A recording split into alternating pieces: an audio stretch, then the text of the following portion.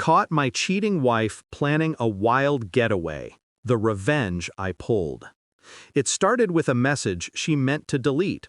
A notification flashed across her laptop screen just before she slammed it shut. I caught the words, just a few, but they were enough. Friday night, same place. Can't wait to get away with you. She froze, then smiled too quickly. Work email, she said. Client thing. Client thing. Her voice didn't tremble, but her hands did. I noticed the subtle twitch, the same one she had when she lied about little things, small things. I said nothing, just nodded, like I believed her. Inside, my mind started rearranging the puzzle pieces. Friday, getaway, same place. The words echoed, and somewhere deep inside me, something fractured. Quietly, neatly. That night, she hummed while packing her bag. Called it a corporate retreat. She even asked if I wanted her to bring me something back. I said, just yourself. She smiled, kissed my cheek, and I watched her eyes, glassy, distant, already gone. The next morning, she left early. Her perfume lingered in the hallway, a sharp sweetness that used to comfort me. Now it burned. I made coffee, sat in silence. The air felt different without her lies filling it. I opened her laptop. Her password hadn't changed. The email was still there, half deleted, half buried. I scrolled. Room booked. Ocean view. 2 nights. Just us. You bring the wine, I'll bring the chaos. Chaos. She signed off with a heart, something she hadn't done for me in months. My fingers hovered over the keyboard, but I didn't respond. I just watched the messages, like an outsider looking at someone else's life. The hotel name sat in bold, Azure Sands Resort, a place she once said was too expensive for us. Apparently, it wasn't too expensive for him.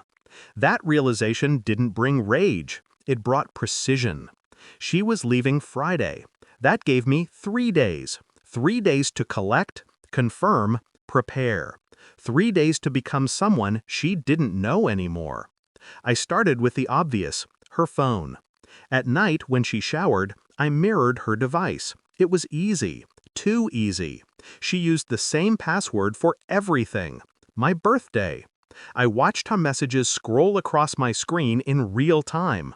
His name was Samir, a coworker, married, 2 kids. Their chats were filthy, careless, addictive. But what caught my attention wasn't the lust, it was the planning. She wanted to leave me, not yet, but soon. The getaway wasn't just a weekend, it was a rehearsal for escape. My escape would be different. I booked a separate room at the same hotel, different name, cash payment. No one would know. I called her office the next day, pretending to be a client. She wasn't on any retreat list. No project, no team trip, nothing. She had built a lie on air. Each detail she told me, every smile, every fabricated meeting, I collected it all, cataloged it like evidence in a crime I didn't commit. When Friday came, she dressed in white, said it was for a presentation. The irony didn't escape me. She hugged me goodbye. Her perfume lingered again, like the scent of betrayal. Her eyes met mine. For a second, I saw something. Guilt, maybe, or fear. Either way, I let her go. And then I followed. Azure Sands was beautiful. Calm waves, quiet wind. The kind of place where lies go to breathe freely. I checked into my room 2 hours before she arrived. From the balcony, I watched the parking lot below. Her car pulled in. He was already there. They didn't even try to hide it. She ran into his arms, laughing. The sound carried upward, slicing through the still air. My stomach didn't twist. My hands didn't shake. I was past that stage. All I felt was distance. I watched them walk inside, hand in hand. Her smile was different, real. I hadn't seen it in months.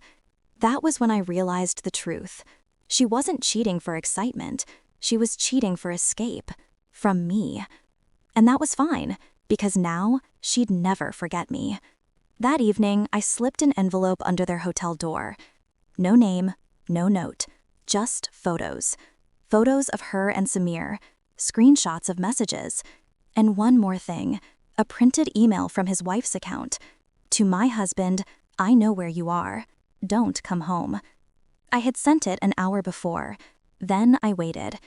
Inside the room, I heard shouting, crying, a door slam, footsteps. She came out alone, her face pale, eyes red, clutching her bag like it might protect her from what she'd done. She looked around, panicked. I stayed in the shadows, watched her realize her escape route had collapsed. That was my revenge. Not blood, not screams, just exposure. She came home the next morning, alone, silent. When she saw me sitting on the couch, she froze. Her suitcase slipped from her hand. "You knew," she whispered. I nodded once. Her breath hitched.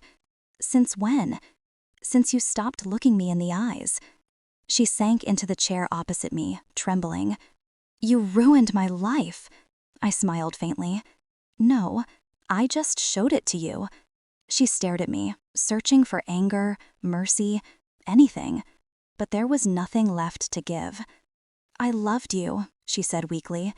"No," I said. "You loved who I used to be, the one who didn't notice." Tears welled in her eyes. They didn't move me. Then I stood, picked up my jacket, and walked to the door. She called after me, voice breaking. "Why didn't you confront me before?" I stopped, turned halfway. "Because you were never worth the noise." Her face shattered in silence. And I left. The divorce was smooth. She didn't fight. She couldn't. Her reputation was already gone. Samir's wife made sure of that. I watched from afar as she tried to rebuild. Job gone, friends gone. The man she risked everything for moved to another city. Sometimes, late at night, I think about her. Not with love, not with hate, just as a memory dissected under cold light. People think revenge is about fury. It's not. It's about control, about turning pain into precision. She thought she was escaping me, but in the end, she ran straight into the trap I built from her own lies. Now, when I wake up alone, the silence feels honest. No pretense, no deceit, just truth. I don't need her apology. I don't need closure, because I already got what I wanted: power, and the calm that comes after the storm.